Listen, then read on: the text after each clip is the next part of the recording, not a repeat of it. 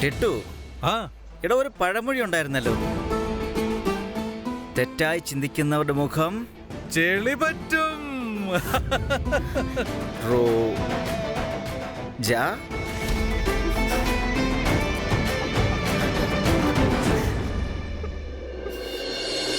ആ മദ്യ ഫാക്ടറിയുടെ പേപ്പർ ഉണ്ടല്ലോ, അത് എത്തേണ്ട അടുത്ത് എത്തിക്കഴിഞ്ഞിരിക്കുന്നു.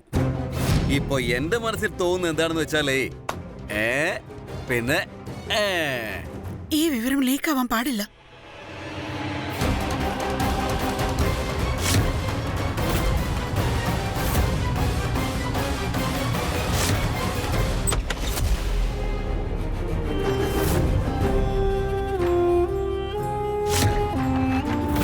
റാണിയമ്മയോ? ഒരു കാര്യവും ചോർന്നു പോകാൻ സാധ്യതയില്ലെന്നാണ് പറഞ്ഞത്. മോഹിനി, ഞാൻ നിന്നോടാണ് ചോദിച്ചത്. ഒരു കാര്യവും ലീക്കാകാൻ സാധ്യതയില്ലെന്നാണ് പറഞ്ഞത്. ഞാൻ പറയുന്നൊന്ന് കേൾക്ക്. ഇമ്പോർട്ടന്റ് ആയ കാര്യ റാണിയമ്മ. രാജസിംഹാസനത്തിന് നേരെ ചോദ്യങ്ങൾ ഉയരാം ആ കാര്യം അറിഞ്ഞാൽ. എനിക്കിപ്പോഴും മനസ്സിലായില്ല. അത് ഞങ്ങൾ റോജയെ കുറിച്ച് സംസാരിക്കുകയായിരുന്നു. ഇദ്ദേഹത്തിന്റെ സ്വന്തം മകളല്ലല്ലോ. ഞങ്ങള് ആ കാര്യത്തെക്കുറിച്ച്, അതായത് ഈ വിവരങ്ങൾ പുറത്തു പോയാൽ അത് പിന്നെ അത്ര ശരിയാവില്ലല്ലോ. അതുപോലെ ആളുകളെ കുറിച്ച് നിങ്ങൾക്കറിയാമല്ലോ റാണിമേ. 10 പേര് 10 രീതിയിൽ പറഞ്ഞു കഴിഞ്ഞ് പിന്നെ ആളുകൾ എന്ത് പറയും, എന്ത് ചിന്തിക്കും.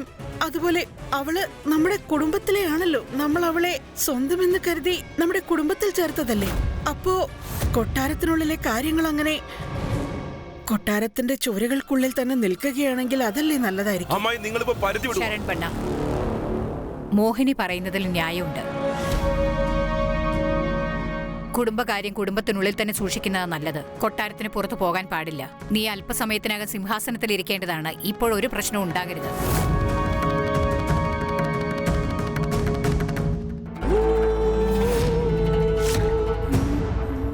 നിങ്ങളിതോർത്ത് വിഷമിക്കേണ്ട റാണിയമ്മ. ഞാനുണ്ടല്ലോ. ഞാൻ വാക്ക് തരികയാണ് നിങ്ങൾക്ക്. രാജസിംഹാസനത്തിനോ രാജകുടുംബത്തിനോ ഒരു കളങ്കവും വരാൻ ഒരിക്കലും മോഹിനി അനുവദിക്കില്ല. യഥാർത്ഥ കളി ഇനിയാണ് തുടങ്ങാൻ പോകുന്നത്.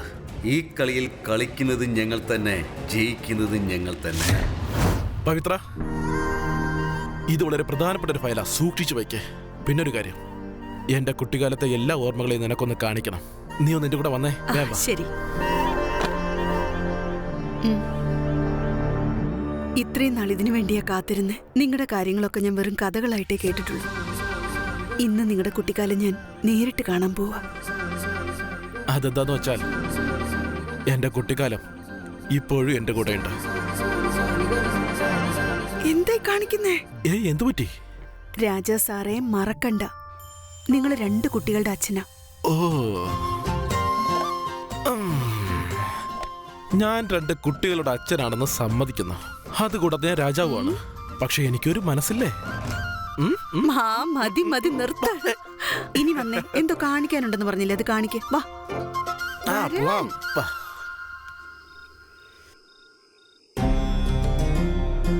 ഇതാണ് നമ്മുടെ പഴയ സമ്പ്രദായം. കൊട്ടാരത്തിൽ നിന്നും രാജാവ് പുറത്തേക്ക് പോകുമ്പോൾ അദ്ദേഹം അണയുന്ന തലപ്പാവിന്റെ 4 വശത്തും ഇതുപോലുള്ള ദീപം കൊളുത്തി വെക്കണം. ഇതിലേതെങ്കിലും ഒരു ദീപം അണഞ്ഞുപോയാൽ അത് രാജാവിന് അപശകുനമാകുമെന്നാണ് പറയാറ്. പാരമ്പര്യമായിട്ടുള്ള ഈ തലപ്പാവ് 12 വർഷമായി കാത്തിരിക്കുകയായിരുന്നു രാജാവ് തന്നെ അണിയുന്നതിന് വേണ്ടി. അതിനുള്ള സമയം ഇപ്പോൾ വന്നു കഴിഞ്ഞു. വീണ്ടും നമുക്കിതിനെ പൂജിക്കണം.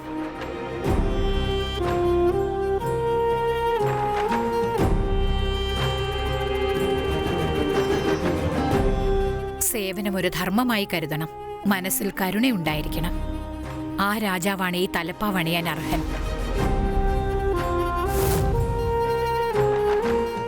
ദുർഗാദേവി, രാജാവിനെ നീ തന്നെ സംരക്ഷിക്കണം.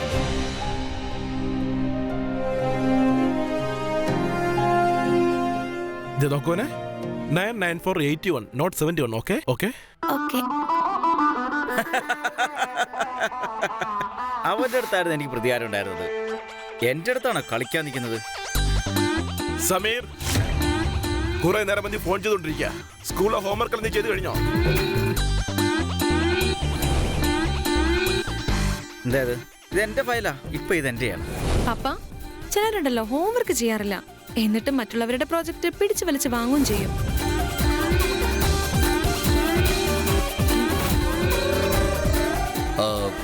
ശരൺ, ഇതൊന്ന് നോക്കിയേ.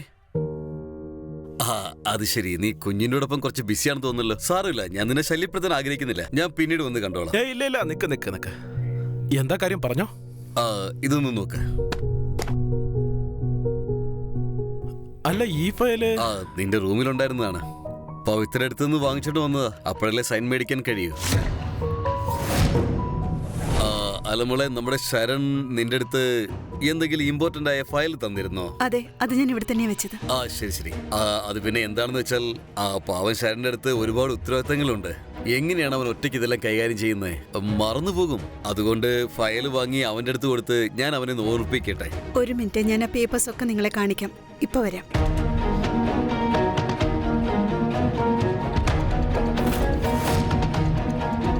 സത്യത്തിൽ ഭാര്യ എന്ന് പറഞ്ഞാൽ നിന്നെപ്പോലെ ആവണമെന്ന് ഞാൻ എല്ലാവരോടും പറയാറുണ്ട്.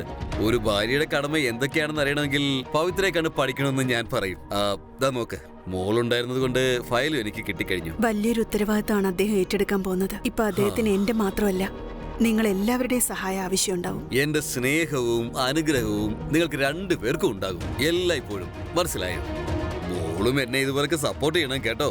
അതിനുശേഷം കൊട്ടാരത്തിൽ എന്തൊക്കെ നടക്കണമോ അതെല്ലാം നടക്കും.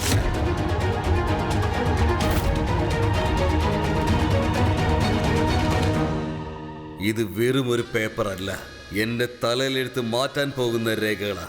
ഈ രേഖകൾ മാത്രം മതി നിങ്ങളെയൊക്കെ എനിക്ക് തെരുവിലേക്ക് ഇറക്കാൻ. ഈ രേഖകളിൽ ആ ശരണിന്റെ ഒപ്പുകൾ കിട്ടിയാൽ മാത്രം മതി. ഇത് എംപ്ലോയീസിന്റെ സാലറിയുടെ പേപ്പറാണ്.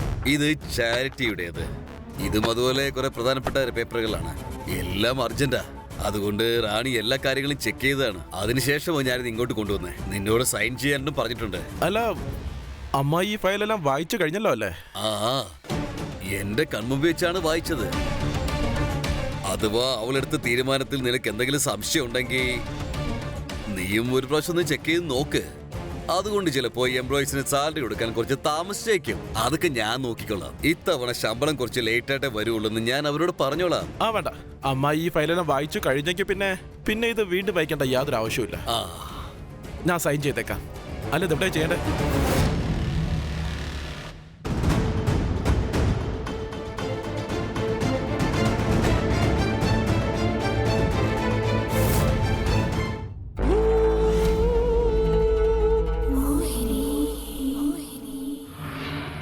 രാജതലപ്പാവ് വൈകാതെ തന്നെ അതിന്റെ യഥാർത്ഥ രാജാവിന്റെ അഭിമാനമാവട്ടെ. അല്ല, ഈ മാർക്ക് ചെയ്തിരിക്കുന്ന സ്ഥലത്താണോ സൈൻ ചെയ്യേണ്ടതല്ല? അത് തന്നെ. ആ പേരെങ്കിൽ തന്നേക്ക്, ഞാൻ സൈൻ ചെയ്യാം. ഇന്ന എന്റെ കയ്യിലുണ്ട്. ഇന്ന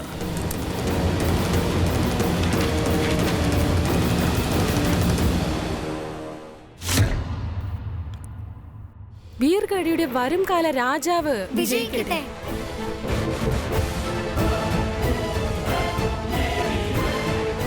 വാ പവിത്രേ, നീയും വന്ന് ആരതി എടുക്ക. നിന്റെ ഭർത്താവിന്റെ രാജ തലപ്പാവാണിത്. ശരി.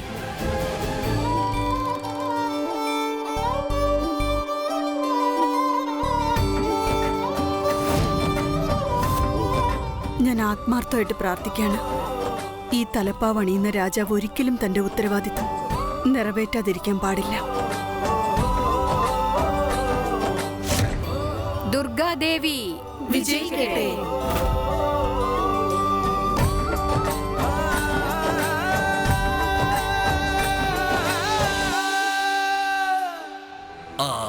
കണ്ടോ, എന്തുമാത്രം ജോലി ഉണ്ടായിരുന്നതാ. പക്ഷെ നീ എത്ര എളുപ്പത്തിലാ അതെല്ലാം തീർത്തു തന്നത്. ഇനി ഞാനൊരു സത്യം പറയട്ടെ, രാജ് നിന്റെ കാര്യത്തിലെടുത്ത തീരുമാനം ഉണ്ടല്ലോ, അത് ശരിയായ ഒരു തീരുമാനം തന്നെയാ.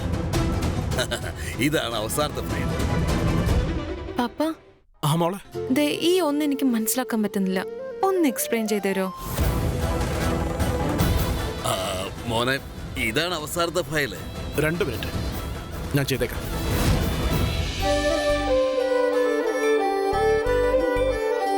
ശരൺ ബണ്ണ, ഞാനിപ്പോ ഇങ്ങോട്ട് വന്നത് ഈ തലപ്പാവ് നിനക്ക് ചേരുന്നുണ്ടോ എന്ന് നോക്കാനാ.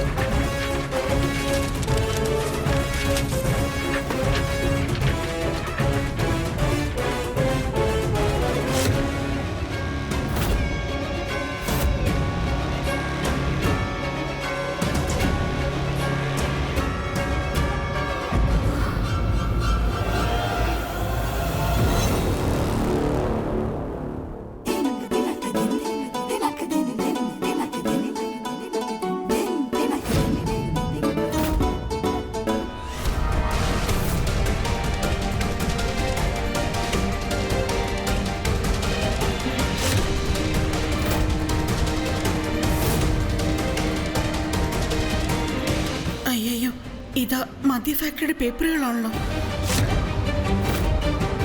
സമയോചിത ബുദ്ധിയില്ലാതെ കൊച്ചുകുട്ടികളെ പോലെ കളിക്കുക.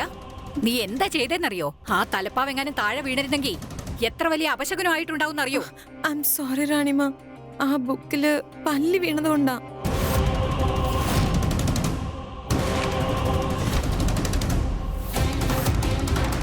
അത് ശരി, പല്ലിയോ? ഇതൊന്നും പശുവിന് കിട്ടുന്ന സ്ഥലമല്ല. ഇതൊരു വലിയ സുന്ദരമായ കൊട്ടാരമാണ്. ഇവിടെ പല്ലിക്കൊന്നും വരാൻ പറ്റില്ല.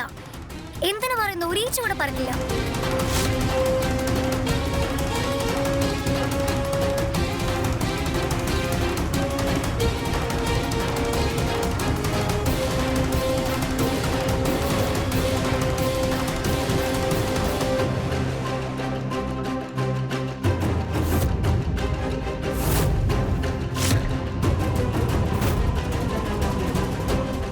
ശരൺ മോനെ, ബാക്കി പേപ്പേഴ്സ് ഒക്കെ പിന്നീട് സൈൻ ചെയ്താലും മതി. ആദ്യം ഞാൻ നിൽക്കേ. കുറച്ചു നേരം ഒന്നും മിണ്ടാതെ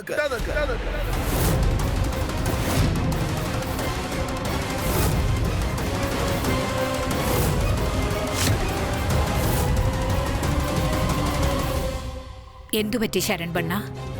എന്തെങ്കിലും പ്രശ്നമുണ്ടോ?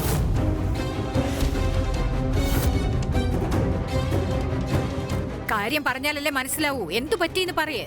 ഈ പേപ്പേഴ്സ് ഇതിലെന്തോ കുഴപ്പമുണ്ട്.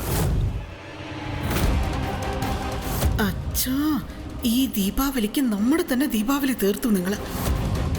മോഹിനിയെ റാണിയാക്കുന്ന കാര്യത്തിൽ എന്റെ തല ബലിയേടാകാൻ പാടില്ല. അങ്ങനെ എന്തെങ്കിലും അവസരം വന്നാൽ മോഹിനിയെ ബലി കൊടുക്കുന്നതാണ് നല്ലത്. അമ്മയോട് ഈ കാര്യമെല്ലാം പറയുന്നതിന് മുന്നേ ഈ എല്ലാ പേപ്പേഴ്സും ഒന്നുകൂടി ഞാനിരുന്ന് കറക്റ്റായിട്ട് വായിക്കുന്നതാണ് അതിൻ്റെ ശരി. അമ്മായി, ഇനി ഇങ്ങനെയുള്ള ഡോക്യുമെന്റ്സ് ഒക്കെ അവിക്ക് വായിക്കുന്നതായിരിക്കും അതിൻ്റെ ഒരു രീതി. അപ്പോൾ ഈ സ്പെല്ലിംഗ് മിസ്റ്റേക്ക് എല്ലാം ഒഴിവാക്കാമല്ലോ. ശരി പാപ്പ, ഒരു ടെൻഷനും വേണ്ട. കാലത്ത് കഴിക്കാൻ ഡ്രൈ ഫ്രൂട്ട്സ് മതി, ഉച്ചയ്ക്ക് ഗുലാബ് ജാമുൻ, പിന്നെ രാത്രി ഐസ്ക്രീം ധാരാളം. അപ്പൊ പിന്നെ എല്ലാ ഡോക്യുമെന്റ്സും ഞാൻ തന്നെ ചെയ്തു തരാം.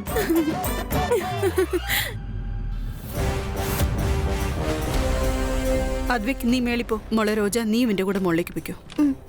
മമ്മി, അത് ശരൺ പേപ്പർ കണ്ടിട്ടും കണ്ടില്ലെന്ന് നടിക്കുന്നു. ഇതിനിപ്പോ എന്തിനുള്ള ഒരുക്കമാണാവോ? ശരൺ മോനെ, ഇനിയുള്ള കാലം രാജാവാകാൻ പോകുന്നത് നീയാണ്. മോൻ തന്നെ ഇങ്ങനെയുള്ള കാര്യങ്ങൾ ചെയ്യുന്നത് നല്ലതല്ലല്ലോ. രാജാവ് ഇങ്ങനെയുള്ള ചെറിയ ചെറിയ കാര്യങ്ങൾ ശ്രദ്ധിക്കാനായിട്ട് പാടില്ല. രാജാവ് നല്ലതുപോലെ ശ്രദ്ധിക്കേണ്ട അതിലും വലിയ കാര്യങ്ങൾ ഇവിടെ ഉണ്ട്. അമ്മായി, ഞാനിപ്പോൾ ഈ രാജാവിൻ്റെ തലപ്പ് തലയിൽ വയ്ക്കുന്നതിന് മുന്നേ ആയിട്ട് എല്ലാ ഉത്തരവാദിത്തവും എനിക്ക് ഏറ്റെടുത്തേ പറ്റൂ.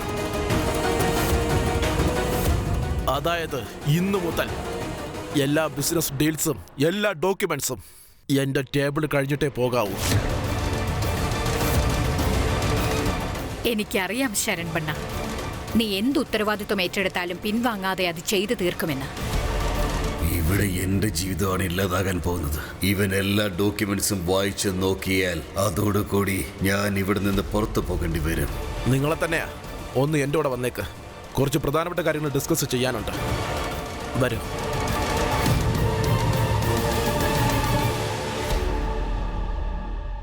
എന്താ ഇതൊക്കെ? ഒരു കാലത്ത് രാജാക്കന്മാരുടെ രാജ്യം നോക്കിയിരുന്നത്. ഇപ്പൊ നടന്ന കാര്യങ്ങളൊക്കെ നിങ്ങൾക്കും അറിയാം. ചതിക്കാൻ ശ്രമിച്ച ശിക്ഷ കിട്ടിയിരിക്കും. ചതിയോ? ശരൺ മോനെ, നീ ഇത് എന്തൊക്കെയായി പറയുന്നത്? എന്ത് ചതിയാണെന്നാണ്? എന്തിനെ പറ്റിയാണ് ഞാൻ സംസാരിച്ചതെന്ന് നിങ്ങൾക്ക് നല്ലതുപോലെ അറിയാം. എന്നോട് സൈൻ ചെയ്യാൻ പറഞ്ഞ് ഡോക്യുമെന്റ്സ് തന്നത് നിങ്ങളാണ്. ആ ഡോക്യുമെന്റ്സില് മദ്യശാല ഫാക്ടറിയുടെ അപ്രൂവലും ഉണ്ടായിരുന്നു. ഇത് തെറ്റാണെന്ന് അറിഞ്ഞിരുന്നിട്ടും എന്റെ സൈൻ മേടിക്കാനായിട്ട് നിങ്ങൾ ശ്രമിക്കുകയായിരുന്നു. എന്തിനെ? മദ്യ ഫാക്ടറി നടത്താനുള്ള പേപ്പറുകൾ. മോൻ വേറെന്തൊക്കെയോ തെറ്റിദ്ധരിച്ചിരിക്കുകയാണെന്നാണ് എനിക്ക് തോന്നുന്നത്. ഞാൻ തെറ്റിദ്ധരിച്ചിരിക്കുക തന്നെയാണ്. അതുകൊണ്ടാണ് ഞാൻ നിങ്ങളെല്ലാവരെയും കണ്ണടച്ച് വിശ്വസിച്ചത്. അപ്പൊ നിങ്ങൾ എന്താ ചെയ്തേ? വിശ്വാസ വഞ്ചന കാണിച്ചിരിക്കുകയാണ്. എന്നോട് സത്യം പറയേ, എന്തിനാ എന്നോട് ഇങ്ങനെ കാണിച്ചേ? പിന്നെ ഒരു കാര്യം കൂടി എനിക്കറിയണം. എന്നെ അമ്മയെ നിങ്ങൾ ഇതുവരെ എത്ര പ്രാവശ്യം പറ്റിച്ചിരിക്കുന്നോ? നിങ്ങളുടെ ഈ മൗനം എല്ലാ സത്യവും എനിക്ക് കാണിച്ചു തരുന്നുണ്ട്. എല്ലാം വ്യക്തമായിട്ട് എനിക്ക് മനസ്സിലായി. ശരൺ മോനെ, അങ്ങനെ എന്നെ വിളിക്കരുത്. എന്നെ രാജാവെന്ന് വിളിക്കരുത്.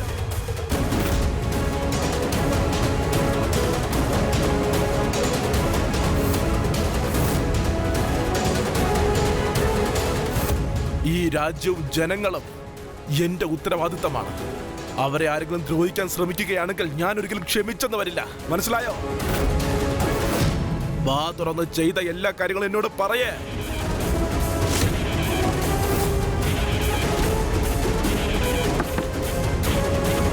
എനിക്കൊരു പ്രധാനപ്പെട്ട കാര്യം സംസാരിക്കാനുണ്ടായിരുന്നു. ഏട്ടത്തി, ദയവ് ചെയ്ത് ഇപ്പൊ ഇവിടെ നിന്ന് പൊക്കോ.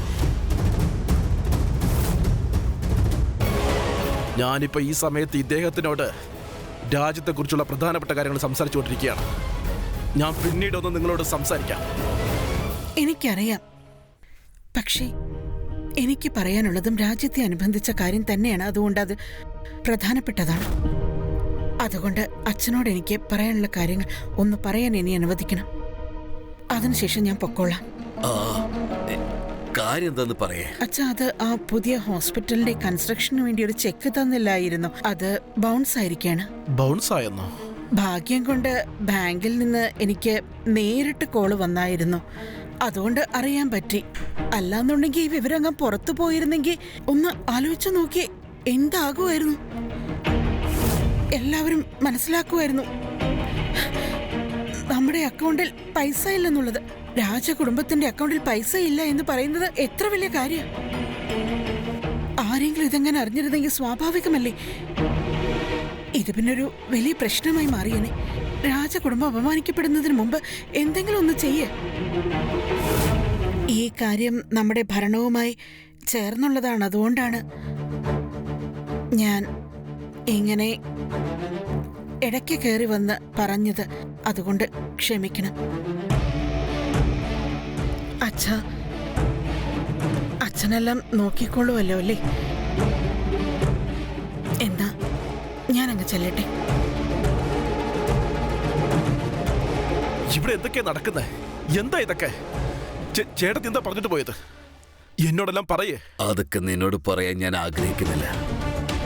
പക്ഷേ ഇപ്പൊ എന്റെ അടുത്ത് വേറെ വഴിയൊന്നും ഇല്ല ശരൺ മോനെ. ഇപ്പോ നമ്മുടെ കൊട്ടാരത്തിൽ ഒരു വാതിൽ റിപ്പയർ ചെയ്യാൻ പോലും നമ്മുടെ ബാങ്കിൽ അതിനുള്ള കാശ് പോലും ഇല്ലെന്ന് വേണം പറയാൻ. എന്താ?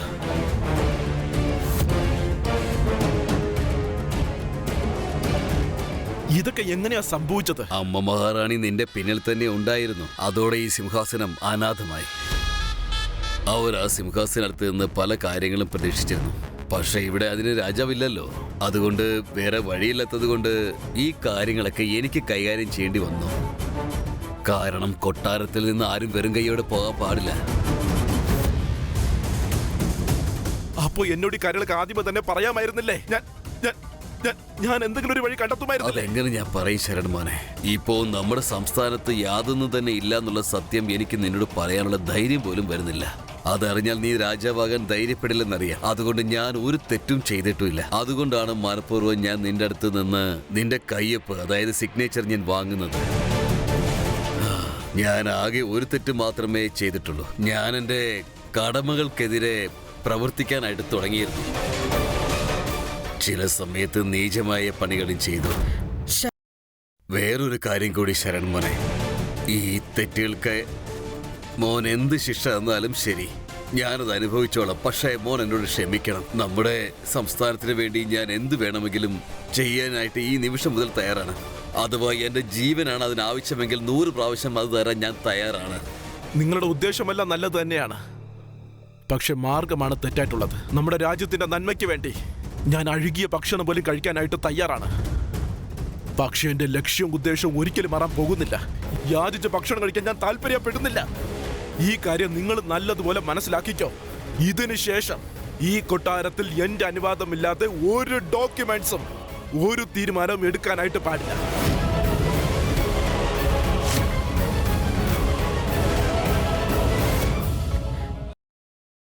വെള്ളം കിട്ടാതെ തൊണ്ട വരണ്ടു പോയേക്കാം, പക്ഷെ ഈ രാജ്യത്ത് മദ്യശാല ഫാക്ടറി വരാനായിട്ട് പാടില്ല. ഇതെന്റെ അവസാന തീരുമാനമാണ്.